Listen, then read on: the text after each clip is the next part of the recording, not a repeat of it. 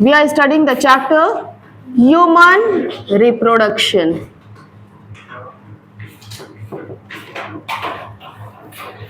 है ना, human reproduction chapter हमने स्टार्ट किया और हम लोगों ने क्या कंप्लीट कर लिया लास्ट क्लास में, गेमेटोजेनेसिस, है ना।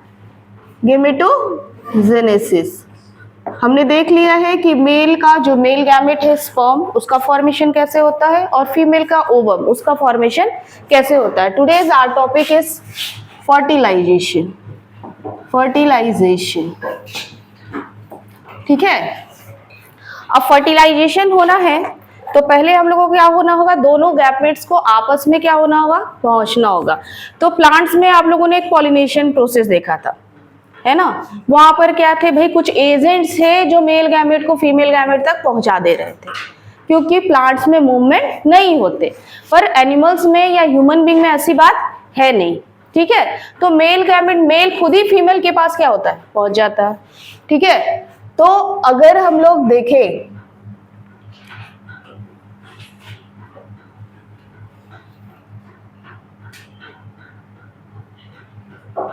गैमेट फॉर्मेशन होके कहां पर था, कहां पर पहुंचेगा, हाँ एक साइड ही हम लोग देखते हैं, एक व्यू को देखते हैं हम लोग, ठीक है। हम लोगों ने मेंस्ट्रुअल साइकिल में बात कर ली थी कि दोनों ओवरी में से सिर्फ एक ही ओवरी में क्या होगा भाई, एक मंथ में सिर्फ एक ही क्या होगा, ओवम डेवलप होगा, है ना, मैच्योर्ड होगा, ठीक। बहुत सारे फॉलिकल्स रहेंगे लेकिन मैचुरेशन सिर्फ किसका होगा, एक ही ओवम का होगा, ठीक है।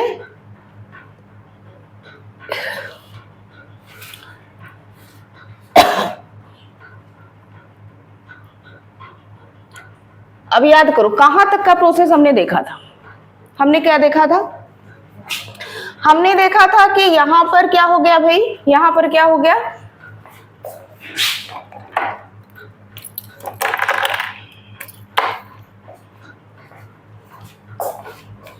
यहाँ पे बहुत सारे फॉलिकल्स थे, था ना, इमैच्योर्ड फॉलिकल्स थे, प्राइमरी oocytes में चेंज हुए, देन वो सेकेंडरी oocyte में चेंज हुए, और एक क्या होने लगा, डेवलप होने लगा, और एक एक क्या हो गया, मैच्योर्ड हो गया, और यहाँ से ओवुलेशन के दौरान क्या हुआ, ये निकल करके किस में चला गया, फिम्ब्रे के थ्रू फेलोपियन ट्यूब में चला गया, ठीक है। फेलोपियन ट्यूब के 3 पार्ट्स थे, है ना। ये कौन सा पार्ट था, इनफंडिबुलम, ये कौन सा पार्ट था, एम्पुला, और ये कौन सा पार्ट है, इस्थमस।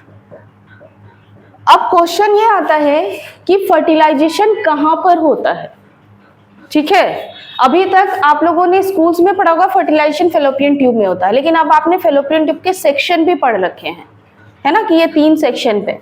तो ये जो एग प्रिपेयर हुआ है ना, ये जो एग प्रिपेयर हुआ, ये कहा, यहाँ इनफंडिबुलम से होता हुआ कहां पहुंच जाता है, एम्पुला में पहुंच जाता है, ठीक है, एम्पुला में पहुंच जाता है।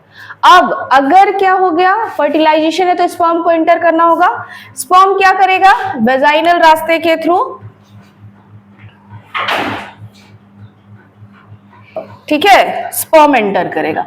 अब जब स्पर्म एंटर करेगा, ये तो मोटाइल है, ठीक है, और एक साथ बहुत सारे स्पर्म क्या होते हैं, एंटर करते, और यहां पर जाकर के क्या होगा, फर्टिलाइजेशन होगा, किस रीजन में, एम्पुलरी रीजन में। तो what is fertilization, what is fertilization, हाँ, fusion of male and female gamete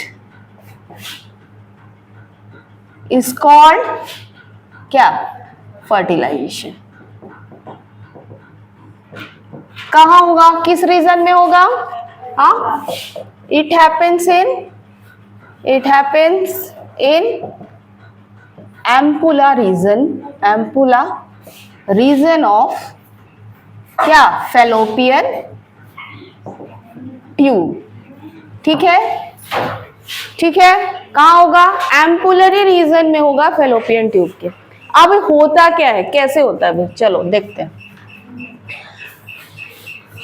ये आपका ओवम है ना, यहां पर हम लोग देख रहे हैं, ये आपका ओवम है, ओवम का स्ट्रक्चर याद है, हाँ, ओवम का स्ट्रक्चर याद है भाई, एक सेल था और इसके फिर आउटर में क्या था, वाइटेलिन मेम्ब्रेन था, फिर उसके बाद क्या था, प्लेजेंटा था, प्लेजेंटा था ना, और उसके बाद क्या था, जोना पेल्यूसिडा, जोना पेल्यूसिडा। और ये कौन सा रीजन है, कोरोना रेडियाटा, ठीक है, कोरोना रेडियाटा। और याद करो मैंने आप लोगों को बताया था कि जब स्पर्म एंटर, ये कोरोना, ये जोना पेल्यूसिडा लेयर कौन सा है, ये वाला है, ये क्या है, जोना पेल्यूसिडा लेयर है, ठीक है। ये आपके एग के फॉर्मेशन के टाइम ही ये फॉर्म हो गया और ये प्रोटेक्ट कर रहा है सेल को, इसका फंक्शन था प्रोटेक्शन, है ना। अब आप देखो एक साथ कई सारे स्पर्म क्या होते हैं फीमेल वेजाइना में एंटर होते हैं, पर कुछ ही यहां तक होते हुए पहुंच पाते हैं, है ना। कुछ मोटाइल नहीं रहे, किसी में एनर्जी नहीं रही, कुछ कोई प्रॉब्लम रहा, ठीक है, कुछ रास्ते में ही रुक गए, आगे नहीं बढ़ पाए, बिकॉज जो वेजिनल रीजन है वो थोड़ा सा एसिडिक रीजन भी होता है, तो बहुत सारे स्पर्म क्या होते हैं, मर भी जाते हैं, ठीक है। तो कुछ एक स्पर्म ही क्या होते हैं, एंटर करते हैं, बिल्कुल, जो हेल्दी रहते हैं वही पहुंच पाते हैं, ठीक है। अब याद करो आप लोग स्पर्म का स्ट्रक्चर, स्पर्म का स्ट्रक्चर में आप लोगों ने हेड देखा था ना, कि हेड रीजन था, थोड़ा सा बड़ा करके दिखा देती हूँ, आपने देखा था कि हेड रीजन है, और क्या है भाई, ये नेक रीजन था, और क्या था, टेल रीजन था, ठीक है, टेल रीजन था। इस रीजन में बहुत सारे क्या होते हैं, माइटोकॉन्ड्रिया होते हैं, है ना। और यहाँ पर क्या था, एक्रोसोम। ये एक्रोसोम में क्या मैंने बताया था आप लोगों को कि कुछ ऐसे एंजाइम्स पाए जाते हैं जो क्या करेंगे, पेनिट्रेशन में हेल्प, अब उनका काम है ना। ये माइटोकॉन्ड्रिया तो एनर्जी फॉर्म कर दिया उसको वहां तक पहुंचाने के लिए, यहाँ बहुत सारे, और यहाँ पर आपका न्यूक्लियस हो गया, ठीक है, न्यूक्लियस हो गया, तो ये न्यूक्लियस नहीं, तो ये जो एक्रोसोमल रीजन होता है ना, अब वो क्या करना शुरू करता है, पेनिट्रेशन करना शुरू होता है, थ्रू विच एंजाइम, यहाँ जो एक्रोसोमल एंजाइम है, ठीक है, उसके थ्रू। तो ये क्या करेंगे, सब पेनिट्रेट करने की कोशिश करेंगे, लेकिन कुछ ही स्पर्म होंगे जो क्या कर पाएंगे, ये जोना पेल्यूसिडा लेयर को क्या कर पाएंगे, ब्रेक कर पाएंगे, ठीक है। कुछ ही होंगे जो क्या करेंगे, कुछ क्या, एक, जैसे ही एक ने ब्रेक किया, ठीक है, जैसे ही एक ने ब्रेक किया, ये क्या करेगा, अंदर की ओर चलेगा, यहाँ जो किसका, यहाँ जो स्पर्म का साइटोप्लाज्म है वो ओप्लाज्म के साइटोप्लाज्म के साथ मिक्स, और ये जो इसकी न्यूक्लियस है ना, ये भी पहुंच गई, न्यूक्लियस पहुंच गया यहाँ पे, ठीक है, दोनों का साइटोप्लाज्म क्या हो गया, मिक्स हो गया, और ये जो न्यूक्लियस है वो पहुंच गया ओवम के न्यूक्लियस में, और ये सारे पार्ट क्या हो गए, डीजेनरेट, खत्म, बाहरी, ठीक, ये सब डीजेनरेट हो गए। अब यहां पहुंच गया न्यूक्लियस, तो अब यहां क्या होगा, फ्यूजन होगा, and that fusion process is called fertilization, and after fertilization क्या फॉर्म होगा, जाइगोट फॉर्म होगा, ठीक, जाइगोट फॉर्म होगा, ठीक। ये है हमारा फर्टिलाइजेशन का प्रोसेस, क्लियर है। अब आफ्टर फर्टिलाइजेशन क्या होगा उसको देखते हैं हम लोग, ठीक है। एक बात यही डिस्कस कर देते हैं हम। अब मान लीजिए कि यहां पर क्या हो चुका है, जाइगोट फॉर्मेशन हो चुका है ना, यहां पर क्या हो गया, फ्यूजन हो गया मेल और फीमेल गैमेट का, ठीक है। मान लो ये मेल का न्यूक्लियस था और ये फीमेल का न्यूक्लियस था, और इन दोनों का हो गया क्या, फ्यूजन। तो अब इसको अब हम लोग क्या कहेंगे, जाइगोट कहेंगे, इसको हम लोग क्या कहेंगे, आप जाइगोट कहेंगे। तो ये जाइगोट कब बना, डे 1 में बना, डे मतलब कि अब कितना दिन लगेगा इसको यहाँ पर क्या करने में, इम्प्लांट होने में, ठीक है। अब उसको क्या करना है, अब वापस आना ये स्टेमस से कहाँ, यूट्रस में, जहां पर यूट्रस में क्या है भाई, बहुत सारे क्या बने हुए हैं यहाँ पर, यूटेरिन वाल क्रिएट ऑलरेडी क्या हो चुके हैं ना। ये यूटेरिन वाल जो होते हैं वो यहाँ पर क्या हो चुके हैं, ऑलरेडी क्रिएट हो चुके हैं। ठीक है, ये वाल वाला रीजन क्या हो चुका है, क्रिएट हो चुका है। ठीक, ये वाल ठीक हो चुका है क्योंकि ये तो हर महीने हो रहा है ना। मेंस्ट्रुअल साइकिल के केस में ये हर महीने होते हैं और इसके 3 लेयर्स होते हैं, है ना। क्या क्या था, पेरीमेट्रियम, मायोमेट्रियम एंड पेरीमेट्रियम। ठीक है, तो ये तो ठीक हो चुका है। ठीक, अब होगा क्या, पहले हम लोग न्यूक्लियस की बात कर लेते हैं। न्यूक्लियस की बात मतलब कि अब यहाँ पर क्या हुआ, मेल और फीमेल का गैमेट क्या हुआ है, फ्यूज हुआ है। ठीक है, फ्यूज हुआ और दोनों में हैप्लॉइड नंबर ऑफ क्रोमोसोम है ना। हैप्लॉइड नंबर, स्पर्म में भी कितने क्रोमोसोम हैं आपके, 23 हैं अगर हम लोग मेल की बात कर ले, और फीमेल की बात कर ले तो उसमें भी कितने हैं, 23 है। तो क्रोमोसोम होते क्या हैं, है ना। क्रोमोसोम वो मटेरियल है जो जेनेटिक मटेरियल को क्या करता है, कैरी करता है। ठीक है, तो क्रोमोसोम के टाइप से हैं। क्रोमोसोम एक ह्यूमन बीइंग में कितना होता है, 46 होता है। ठीक है, या हम लोग इसको 23 पेयर्स भी बोलते हैं। तो एक पेयर्स क्या होता है, गैमेट्स में होता है। थ्रू मियोटिक डिवीजन आपने देखा कैसे हैप्लॉइड सेल बने थे, है ना। तो ये 23 में, या हम लोग अगर पूरा 46 की बात करें तो क्रोमोसोम जो होते हैं ना,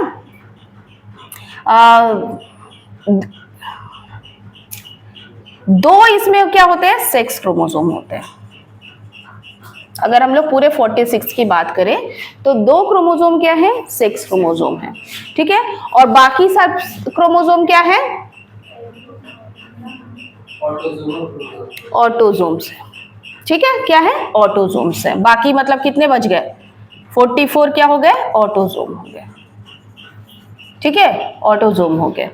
तो अब इसमें मतलब कि पेयरिंग जब हुई है, 23 गैमेट्स बन रहा था, तो क्या इसका गया होगा कितना पेयर, 22 पेयर हाफ, और इसका कितना गया होगा, 1। ठीक है, इसी से ये पेयरिंग होती है और ये 23 क्रोमोसोम्स बनते हैं। क्लियर है।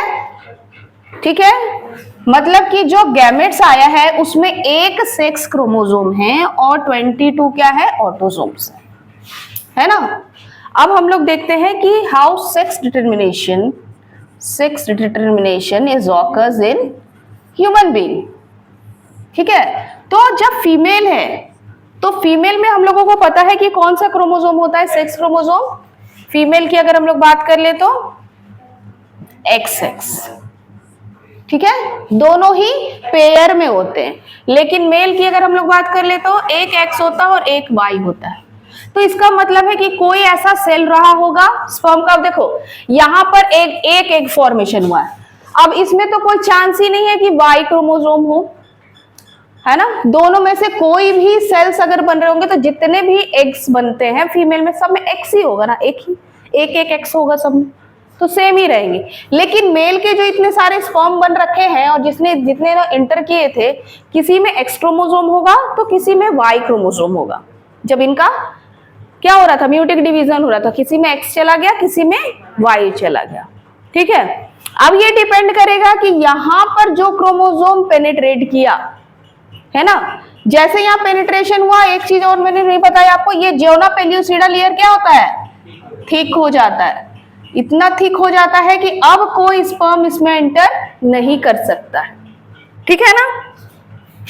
तो यहां जिसने एंटर किया, अब वो तो पता नहीं है कि कौन सा क्रोमोसोम होगा उसके अंदर, सेक्स क्रोमोसोम कौन सा होगा, X होगा या फिर Y होगा। ठीक है, तो दोनों केसेस को अगर हम लोग लेकर चले कि मेल है और फीमेल है और इसमें XX है क्रोमोसोम और इसमें क्या है, X और Y है। अब अगर ये वाला एग,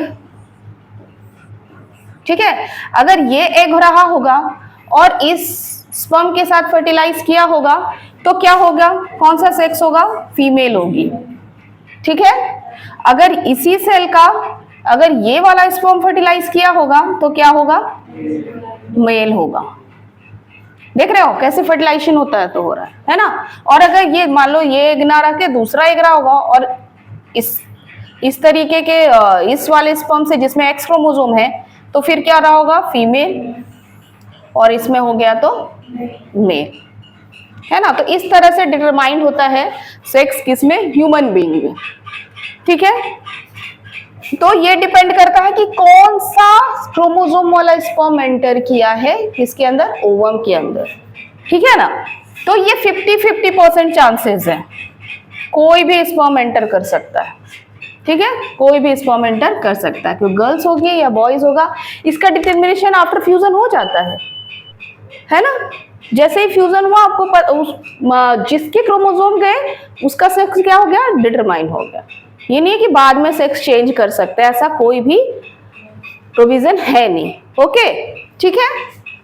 चलिए, अब आफ्टर फर्टिलाइजेशन जब जाइगोट फॉर्मेशन हो गया है उसके बाद क्या होगा, इसको क्लीन करें ना। क्या होगा बताओ, क्या शुरू होगा उसके बाद,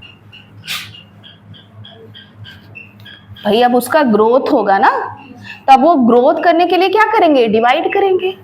डिवाइड कौन सा डिवीजन होगा, मियोटिक और माइटोटिक, माइटोसिस होगा या मियोसिस होगा, अरे मियोसिस क्यों होगा, यहाँ थोड़ी हैप्लॉइड नंबर ऑफ क्रोमोसोम बनाने, यहाँ तो 2 प्लॉइड मिले, 23 और 46 क्रोमोसोम वाला ह्यूमन बीइंग बना दिए भाई, है ना।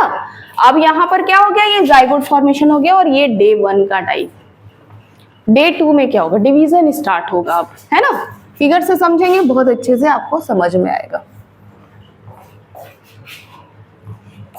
अब ये क्या होंगे, डिवाइड करेंगे, माइटोटिकली डिवाइड करेंगे, तो एक सेल 2 में, एक सेल उसके बाद क्या करेगा, 2 में करेगा। तो यहाँ जो सेल है ना, जैसे जैसे ये डिवाइड करते जाएंगे ना, ये फैलोपियन ट्यूब में यूटेरस की ओर आगे बढ़ते चले जाएंगे, ठीक है भाई। ये आगे बढ़ा और ये क्या हो गया,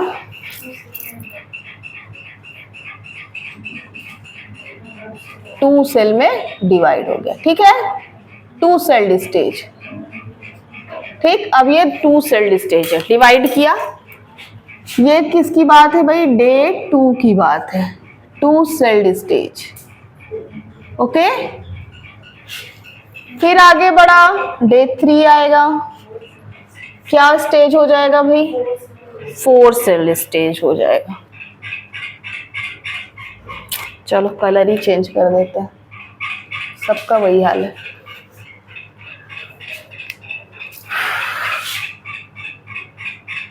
ये 4 sailed stage, okay, 4 sailed stage. 4 के बाद फिर क्या होगा, फिर डे 4 जब आएगा तो, डे 4 जब आएगा तो वो कितने सेल स्टेज हो गए, 8 सेल स्टेज, ठीक है। ये जो डिवीजन चल रहा है ना, ठीक है, इसको हम लोग क्या बोलेंगे, अब इसको क्या, पहले तो जाइगोट बोल रहे थे, अब इसको क्या बोलेंगे, ब्लास्टोमेयर बोलेंगे, ठीक है। अब ये क्या कहलाता है, ये जो डिवीजन होता चला रहा है क्या कहलाता है, ब्लास्टोमेयर, ब्लास्टोमेयर, ठीक है। अब जब ये 8 से 16 में डिवाइड करेगा ना, जब ये 8 से 16 में डिवाइड करेगा, ये 16 सेल्ड स्टेज बन जाएंगे जब इसके, ठीक है, डिवीजन जब हो रहा है तब अब इसको हम लोग बोलते हैं मोरूला, ठीक है। अब हम लोग इसको क्या कहेंगे भाई, मोरूला कहेंगे, ठीक है, हम लोग कहेंगे अब मोरूला। अब ये मोरूला जो होता है ना, ये अपने लेयर्स फॉर्म करना शुरू करता है, ठीक है। और क्या लेयर फॉर्म करता है, ये आउटर ट्रोफोब्लास्ट, 2 लेयर फॉर्म करता है, आउटर ट्रोफोब्लास्ट और इनर मास सेल, और इनर मास सेल, ठीक है। कैसे करेगा, ये जो आगे आउटर में जो है ना, इस तरह से ट्रोफोब्लास्ट बना देगा, बहुत सारे सेल डिवाइड हो चुके हैं, है ना, ये ट्रोफोब्लास्ट बना देगा, और अंदर में क्या होंगे, ऐसे मास सेल्स इसी से अटैच्ड होंगे, ठीक है, इसी से क्या होंगे, अटैच्ड होंगे, है ना। ये आपका हो गया इनर मास सेल,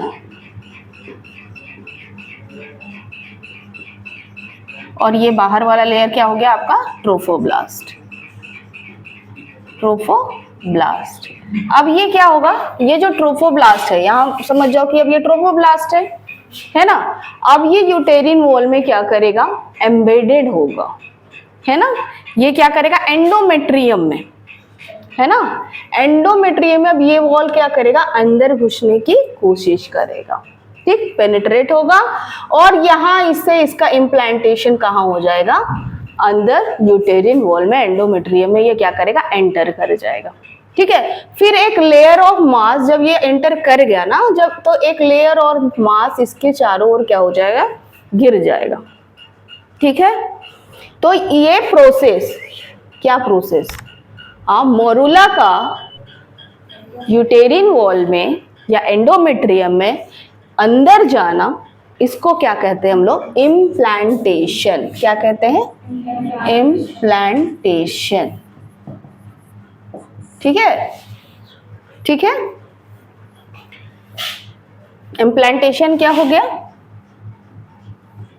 अब इसको हम लोग क्या बोल रहे हैं, अब हम लोग इसको एम्ब्रायो बोल सकते हैं, ठीक है। अब ये क्या कहला रहा है, अब ये कहला रहा है एम्ब्रायो, ठीक।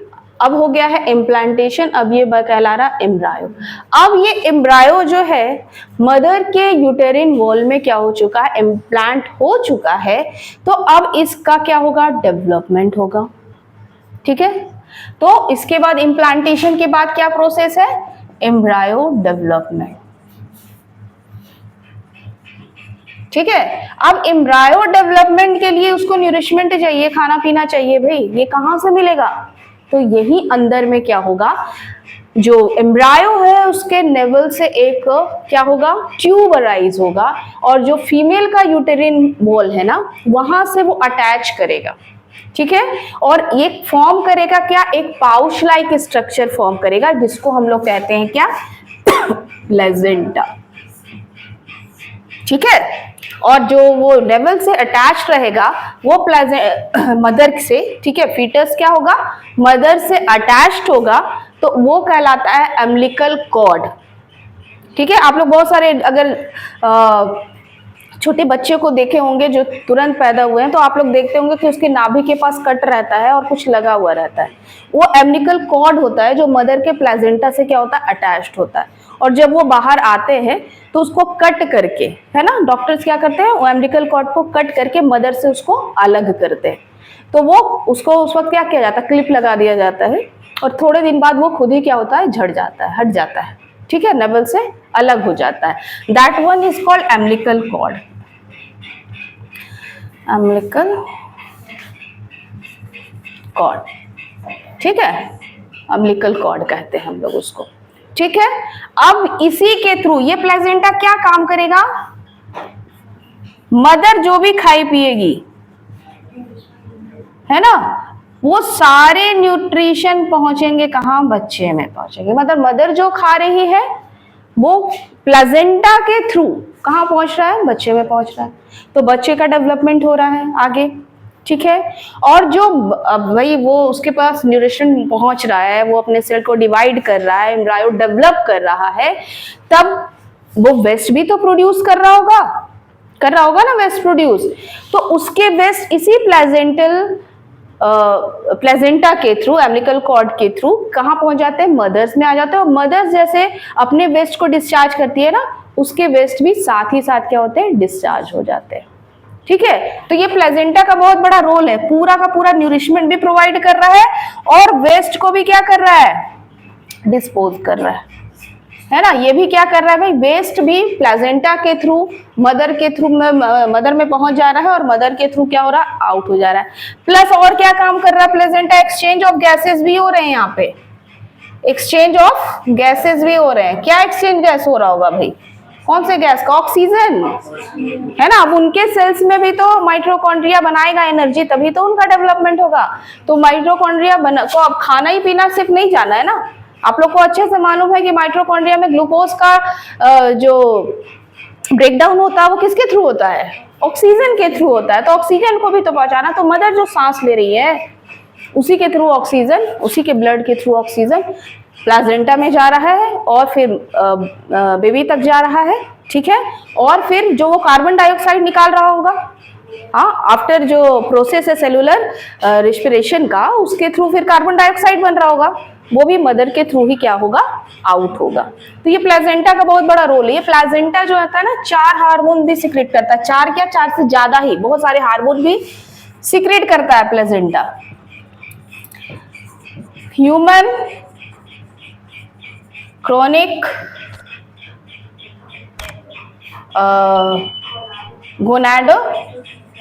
गोनाडोट्रोपिन, ठीक है, ह्यूमन क्रोनिक गोनाडोट्रोपिन, फिर ह्यूमन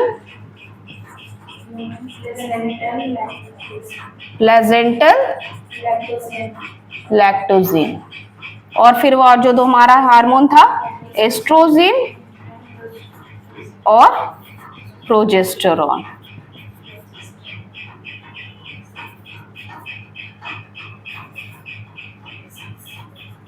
ठीक है, ये चारों हार्मोन भी ये प्लेजेंटा हम सिक्रीट करता है, जो क्या कर रहा है, एम्ब्रायो के डेवलपमेंट में हेल्प कर रहा है। उसके बाद ये एक और हार्मोन भी सिक्रीट करता है, रिलैक्सिन, ठीक है। ये सबके सब क्या कर रहे हैं, सारे के सारे हार्मोन्स मिलके ना क्या करते हैं, एम्ब्रायो के डेवलपमेंट में हेल्प करते हैं और उनको बनाए रखते हैं, सुरक्षित रखते हैं, ठीक है। ये सारे हार्मोन्स अपना काम तब तक करते रहेंगे जब तक बच्चे का जन्म नहीं हो जाता है, ठीक। अपने लेवल को ये हाई रखते हैं, सब कुछ मेंटेन करते हैं, और इन्हीं हार्मोन में अगर कुछ गड़बड़ी आती है तो बाद में क्या होता है, प्रेगनेंसी में कॉम्प्लेक्शन आना स्टार्ट हो जाता है, ठीक है। तो ये चारों हार्मोन्स का अपना अपना रोल है, ठीक है। इसके साथ साथ कॉर्टिसोल, प्रोलैक्टिन, थायरोक्सिन, है ना, कॉर्टिसोल, प्रोलैक्टिन, थायरोक्सिन, ये सारे हार्मोन्स के लेवल क्या होते हैं, हाई रहते हैं। सारे के सारे हार्मोन्स जो है ना, ये सबके सब क्या कर रहे हैं, एम्ब्रायो डेवलपमेंट में हेल्प कर रहे हैं, सबके सब डेवलपमेंट में पूरा अपना रोल प्ले कर रहे हैं। ये सब क्या हो रहा है, प्लेजेंटा से सीक्रेट चेंज हो रहा है, ठीक है, और बेबी के डेवलपमेंट में क्या कर रहा है, हेल्प कर रहा है, ठीक है। अब देखो, प्लेजेंटल फॉर्मेशन हो गया, बेबी का डेवलपमेंट हो गया, इतने सारे हार्मोन्स निकल रहे हैं, तो भाई बेबी किस तरीके से डेवलप करता है ना, किस तरीके से अब उनका डेवलपमेंट होता है वो हम लोग देखते हैं। आप लोगों को मालूम है कि ये आप फर्टिलाइजेशन से लेकर के, है ना, फर्टिलाइजेशन से लेकर के जो पार्चुरेशन का टाइम होगा, पार्चुरेशन क्या, बेबी का बर्थ, इसके बीच का जो समय है इसको हम लोग क्या कहते हैं, जेस्टेशन पीरियड, जेस्टेशन पीरियड, है ना, जिसको हम लोग प्रेगनेंसी का टाइम बोलते हैं, है ना, जेस्टेशन पीरियड। तो ये एक ह्यूमन बीइंग में कितने का होता है, अप्रोक्सीमेटली 9 मंथ का होता है, ठीक है। अप्रोक्सीमेटली कितने मंथ का होता है, ये 9 मंथ का होता है ना। अब हम लोग देखते हैं कि किसमें किसमें कब कब किस किस पार्ट का डेवलपमेंट होता है ना। तो सबसे पहले अगर फर्स्ट मंथ की बात करें हम लोग, है ना, जाइगोट फॉर्मेशन हो गया, फर्स्ट मंथ में ही सबसे पहले किसका फॉर्मेशन होता है, सबसे पहले हार्ट का फॉर्मेशन। क्यों हार्ट का फॉर्मेशन पहले होता है भाई, हाँ, ब्लड का सर्कुलेशन नहीं होगा तो एनर्जी बनेगी कैसे। ये जितने चीजों का ट्रांसफर अभी हम लोगों ने देखा कि खाना पीना जा रहा है, ऑक्सीजन जा रहा है, किसके थ्रू जाएगा, ब्लड के थ्रू जाएगा ना, और ये हार्ट ही उसको क्या करेगा, पंप करेगा, है ना। तो सबसे पहले हार्ट का फॉर्मेशन हो जाता है ना, और ये हार्ट क्या करेंगे, हार्ट बीट भी शुरू हो जाएगी। तो डॉक्टर्स क्या करते हैं, स्टेथोस्कोप से उसको सुन भी सकते हैं, है ना, मदर को भी सुनाया जाता है, मदर भी सुन सकती है कि आपके अंदर क्या हो रहा है, एक जीव जन्म लेने वाला है ना, उनका डेवलपमेंट हो रहा है। एंड सेकेंड मंथ में क्या होता है, लिम्स का फॉर्मेशन हो जाता है। लिम्स क्या हो गया, हाथ पैर, हाँ, हाथ पैर निकलना स्टार्ट हो जाते हैं, ठीक है। थर्ड मंथ में 3rd मंथ में क्या होंगे, जितने भी ऑर्गन्स हैं, है ना, या ऑर्गन सिस्टम है, वो डेवलप कर जाएगा। ऑर्गन सिस्टम मतलब कि जैसे डाइजेस्टिव सिस्टम, रेस्पिरेटरी सिस्टम, ठीक है, एक्सक्रीटरी सिस्टम, ये सब कुछ डेवलप होने लगेगा। ठीक, तो अब ये जब सिस्टम डेवलप हो जाएंगे, लिम्स पता चलने लगते हैं, तो ये पता चल जाता है उसको देख करके कि ये किसका बेबी है। किसका बेबी है मीन्स, अब देखो सिर्फ ह्यूमन बीइंग की हम लोग यहाँ बात कर रहे हैं ना, लेकिन बाकी सारे एनिमल्स में भी तो ये क्या हो रहा है, डेवलपमेंट चल रहा है ना। तो जब रिकॉग्नाइज्ड हो जाए, है ना, बेबी के पार्ट्स बन जाए, ये रिकॉग्नाइज्ड हो जाए कि क्या है भाई, कि किसका बेबी है। मान लो आप लोग को जैसे आप लोग देखेंगे कभी एक्सरे वगैरह या फिर अल्ट्रासाउंड का रिपोर्ट आता है, तो किसका बेबी है वो पता चलता है ना छोटे बच्चे का, कि ये ह्यूमन बीइंग का ही बेबी है। तो जब सारे पार्ट्स उसके रिकॉग्नाइज होने लगते हैं ना, तब हम लोग उसको कहते हैं फीटस।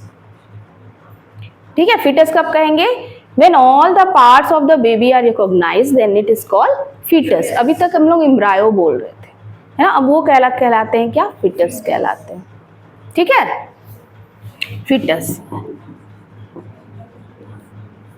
ठीक, when all body parts of the baby are recognized। ठीक है, तो हम लोग उसको कहेंगे क्या, फीटस कहेंगे। ठीक है, फिर ये डेवलपमेंट होते रहता है 4th मंथ तक। फिर 5th मंथ में क्या हो जाएगा, 5th मंथ में क्या हो जाएगा, हाँ, हेयर्स भी दिखाई देना स्टार्ट कर देते हैं। ठीक है, और मूवमेंट करने लगता है। जो बेबी होता है ना, वो मूवमेंट करना स्टार्ट कर देता है।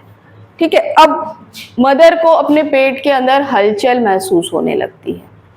ठीक है, वो क्या कर रहा है भाई, प्लेजेंटा में फ्लूइड में तैर रहा है, डेवलप हो रहा है। तो कभी उसके हाथ कभी पैर क्या होते हैं, अब मूव करना स्टार्ट करते हैं। तो वो मदर फील कर पाती है, और वो जैसे जैसे बड़ा होता है उसका फील क्या होता है, बढ़ता जाता है। ठीक है, 6 मंथ में क्या हो जाएगा, आईलिड्स, आईलैशेस, ये सारे क्या हो जाएंगे, फॉर्म हो जाएंगे। आंख तो पहले से ही फॉर्म हो चुका है, लेकिन लिड्स नहीं थे, लैशेस नहीं थे, वो सारे फॉर्म होने शुरू हो जाएंगे। ठीक है, अब इसके बाद वाला जितना डेवलपमेंट होता है वो फर्दर क्या होता है भाई, फुल डेवलपमेंट हो जाता है। मतलब 9th मंथ तक क्या हो गया, आपका फुल एम्ब्रायोनिक डेवलपमेंट हो गया। फुल एम्ब्रायोनिक डेवलपमेंट क्या हो गया, हो गया। अब क्या होगा, फुल एम्ब्रायोनिक डेवलपमेंट समझ जाइए हो गया, है ना। क्या होगा, अब पार्चुरेशन होगा। ठीक है, अब वो बेबी भाई प्रिपेयर हो गया, यहाँ पर पूरा वो क्या हो गया, कवर कर लिया है इस पार्ट को इसमें, है ना। अब ये प्रिपेयर हो गया, अब उसको क्या करना है भाई, मैं पूरा डेवलप हो चुका, मुझे बाहर निकालो, है ना। तो अब कैसे वो बाहर निकलना, क्या इंडिकेशन है ना, क्या इंडिकेशन है कि अब उसका टाइम हो चुका है। ठीक है, तो अब क्या होंगे, ये वॉल जो होता है ना, ये फ्लक्चुएट कर, ये खुद ही अपने आप को क्या करेगा, बेबी बाहर की ओर मूव करने का कोशिश करेगा। ठीक है, अब ये जो यूटेरिन वॉल थे, इसके थ्रू ये क्या होगा, ये फैलना शुरू करेगा। ठीक है, वो जो सर्विकल एरिया था वो फैलना शुरू करेगा। और यहाँ पर एक बहुत इंपॉर्टेंट हार्मोन है जो क्या करेगा, रोल प्ले करेगा। कौन सा हार्मोन है, ऑक्सीटोसिन। ठीक है, ऑक्सीटोसिन जो हमारे पिट्यूटरी ग्लैंड से सिक्रेट होता है। ठीक है, it is secreted by our pituitary gland. ठीक है, pituitary gland, where is the position of pituitary gland, brain, है ना, इन आवर ब्रेन। ठीक है, पिट्यूटरी ग्लैंड इज प्रेजेंट। ठीक है,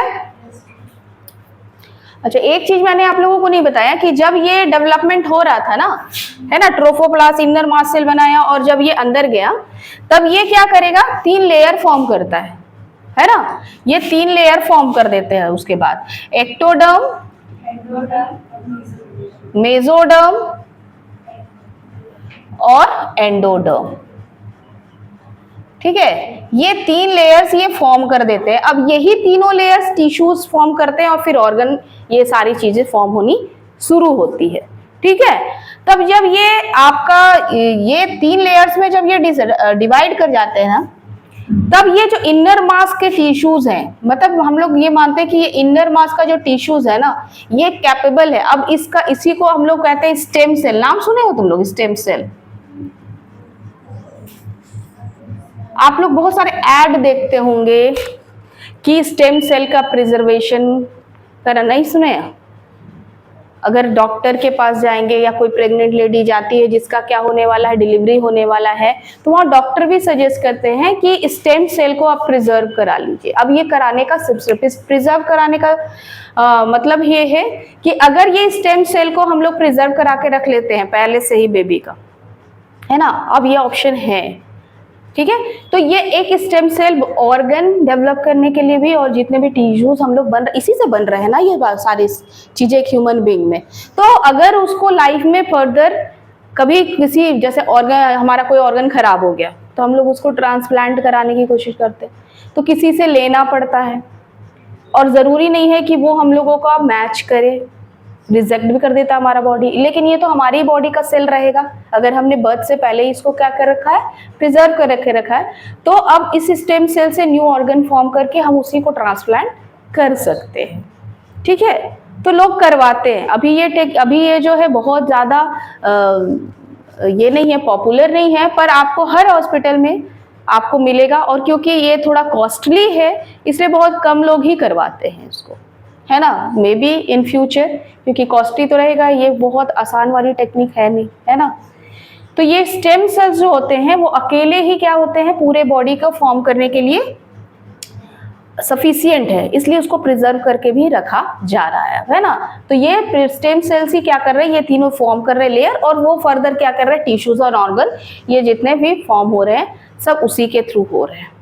ठीक है, सेल जो होता है डिफरेंट, जितना भी सेल डिफरेंशिएट होते जाता है, हर सेल के पास मैसेज होता है। अब इनके जो सेल्स डिफरेंशिएट होंगे ना, हर सेल के पास मैसेज रहेगा कि कौन आंख बनाएगा, कौन नाक बनाएगा, कौन मुंह बनाएगा, सबके पास अपना अपना मैसेज है, और सबको क्या करेंगे, अपने अपने रोल को प्ले करेंगे और सारे बॉडी का फॉर्मेशन करेंगे। ठीक है, तो हम लोग बात कर रहे थे क्या, पार्चुरेशन की, कि अब बेबी को क्या करना है भाई, बाहर आना है ना। अब बेबी को बाहर आना है तो ये क्या करेगा, ये पूरे वॉल को कॉन्ट्रैक्ट करना स्टार्ट करेगा। जो यूटेरिन वॉल होते हैं उसका वो स्लिपरी बनता है, ठीक है, और उसमें क्या होगा भाई, वो स्लिपरी बनेगा किस हार्मोन की वजह से, ऑक्सीटोसिन हार्मोन उसको क्या करेगा, स्मूथ बनाएगा, कॉन्ट्रैक्ट करने में क्या करेगा, हेल्प करेगा, और ये जितना कॉन्ट्रैक्ट होगा उतना ही बेबी क्या होगा, बाहर आना शुरू होगा।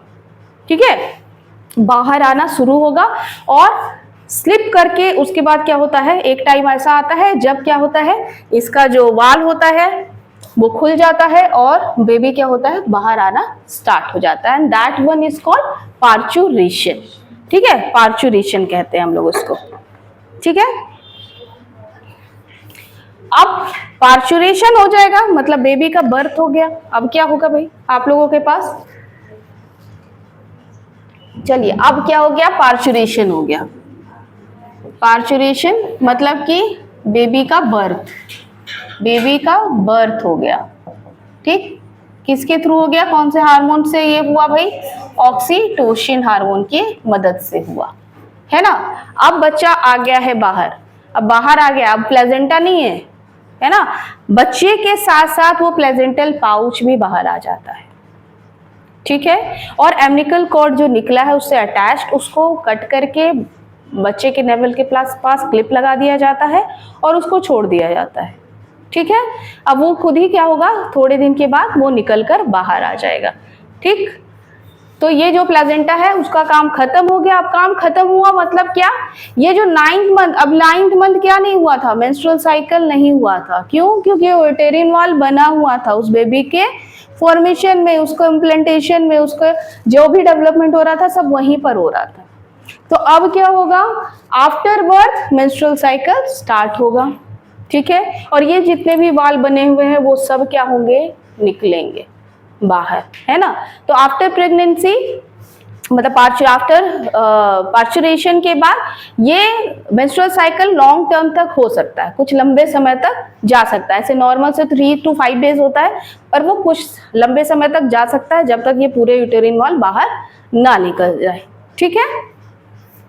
अब होगा क्या, बेबी बाहर आ गया, प्लेजेंटा तो है नहीं जो उसको नरिशमेंट दे रहा है, तो अब उसको खाना पीना बाहर से चाहिए, है ना।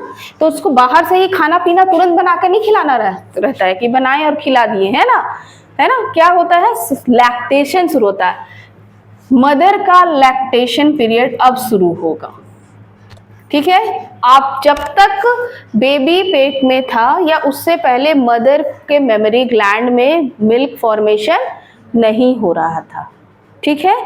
अब क्या होगा, उनके मेमोरी ग्लैंड का स्ट्रक्चर पढ़ा आप लोगों ने, ठीक है। मिल्क फॉर्मेशन हो जाएगा, है ना। तो अब मिल्क फॉर्मेशन हो गया है, तो बेबी को अब पहला मिल्क जो होता है ना, मदर का जो पहला मिल्क होता है, जो पहला मिल्क सक किया जाता है बच्चे के द्वारा, उसमें होता है कोलोस्ट्रम। क्या होता है, कोलोस्ट्रम। ये कोलोस्ट्रम एक येलो कलर का मिल्क निकलता है, ठीक है, पेल येलो कलर का मिल्क निकलेगा।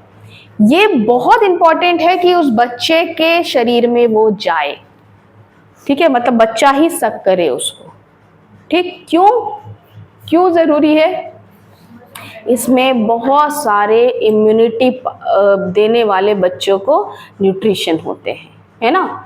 ये कोलोस्ट्रम क्या करता है, बच्चे को बहुत सारे एंटीबॉडी होते हैं इसमें, जो उस बेबी के बॉडी में चले जाते हैं और फिर क्या करते हैं, उसको उसके इम्यून सिस्टम को क्रिएट करते हैं, ठीक है। अगर ये मिल्क बच्चे के अंदर चला जाता है तो वो बच्चे का इम्यून सिस्टम क्या होता है, स्ट्रांग बनता है ना। इसलिए पहला फीड मदर का बच्चे के मुंह में ही जाना चाहिए, ठीक है, पहला मिल्क। उसके बाद फिर मिल्क में पहुंचने लगेगा, है ना, और मिल्क के थ्रू ही अब मदर जो खा पी रही है उसके मिल्क के थ्रू बच्चे को जाएगा।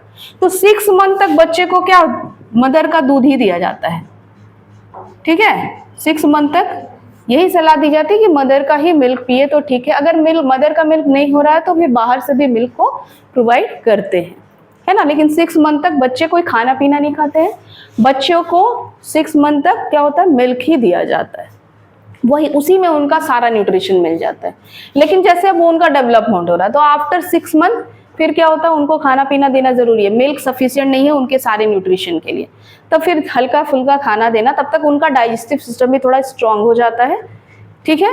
और तब वो फिर क्या करते हैं, थोड़ा फिर हल्का खाना दिया जाता है ना, हल्का खाना देते हैं। उसके बाद जब वो डाइजेस्ट करना स्टार्ट कर देता है तो धीरे धीरे धीरे धीरे उसकी डाइट क्या होती है, फिर बढ़ते जाती है ना। तो ये colostrum milk is very important for the immunity of the baby, ठीक है। तो ये था हमारा क्या,